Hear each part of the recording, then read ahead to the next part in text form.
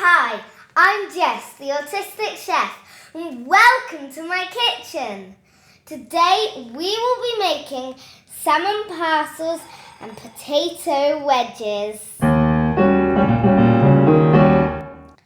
Thank you to everybody who watched my last episode of soya salmon and fried rice. Thank you especially to Gally, who said that spring onions got their name because they're the onions that only ripen in the spring.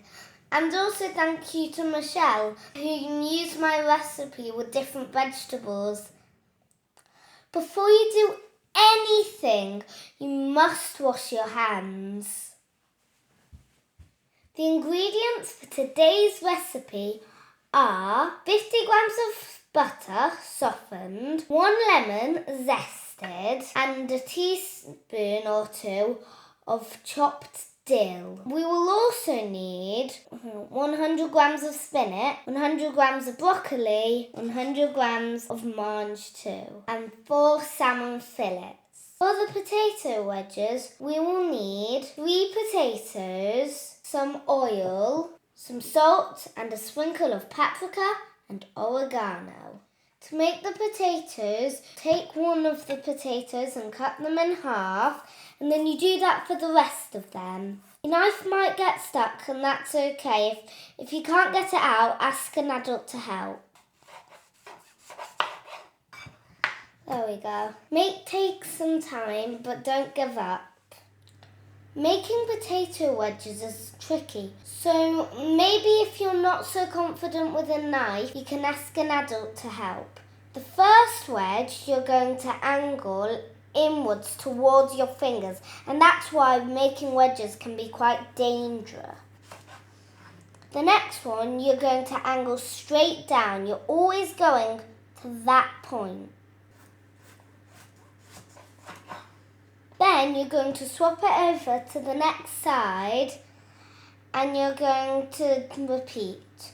Angle slightly towards your fingers, angle down. The wedges might not be exactly how you want them, but that doesn't matter. Then you repeat with the next wedges.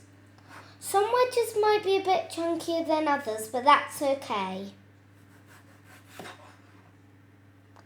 Yeah, no, I'm not going to use that. Doesn't really matter the shape, but it'll still taste nice, even if it doesn't look as good. I'm just going to use this as a chunky wedge. Then you get a bowl and you put the potato wedges in. If you see that there's a bit of purple on one of the potatoes, you can just cut it off. Or if there's brown. It doesn't really matter that much of how the potato wedges look. They'll still taste yummy. For the seasoning, sprinkle on some oregano and some paprika. Paprika comes out a bit quicker than oregano, so you might want to use a teaspoon. Now some salt and a little bit of oil. Don't worry if it spills if you haven't got a large enough bowl. Stir it up and try and get some of the seasoning on all of the wedges. Try and get an equal amount of seasoning on every wedge. It's about right. Put it onto the foil tray. I've already preheated my oven to 200 degrees.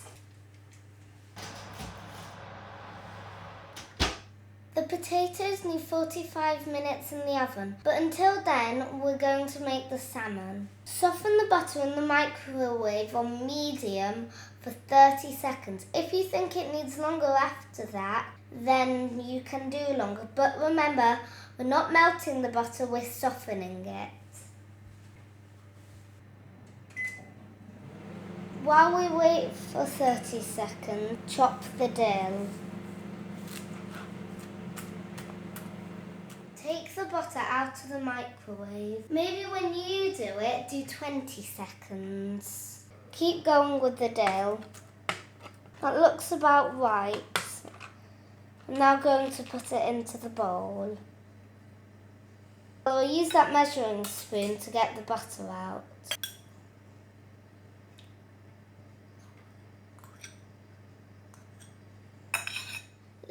Like when we did the citrus chicken, remember that we don't want any of the white bit of the zest, so check it every now and then to make sure that no white skin of the lemon is coming out. That does smell very lemony. If you're struggling, you might want to ask an adult to help. Now I'm giving it a stir. When using tender stem broccoli, all you need to do is cut the ends off. Get the sheets of baking paper, starting with one, and put on a handful of spinach, a little bit of the tender stem broccoli, and some mange too. Repeat that 4 times. Then put on 1 salmon fillet on each one. Wash your hands after touching raw salmon or any other type of fish or meat.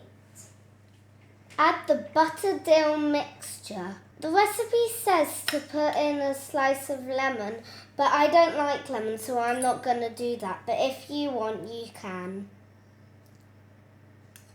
I'm going to wrap it, but this is the bit that I find hard, so I might need some help.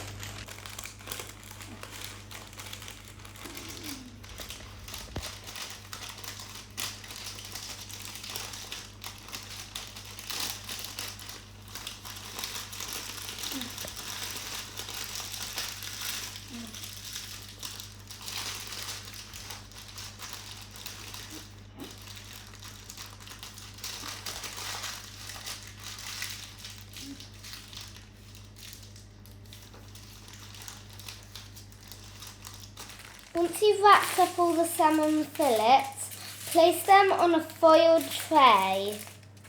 Doesn't matter how much space there is between them. Just make sure you fit it all in. I think that's about right. Then you put the salmon in the oven. Wrapping the salmon up makes it taste a lot nicer, and it soaks up all the flavour of the butter, dill and lemon zest mixture. We'll need to cook it for 25 minutes. See you then! This is the finished wrapped product. And this is what it looks like inside unwrapped. Thank you for watching, and bye for now.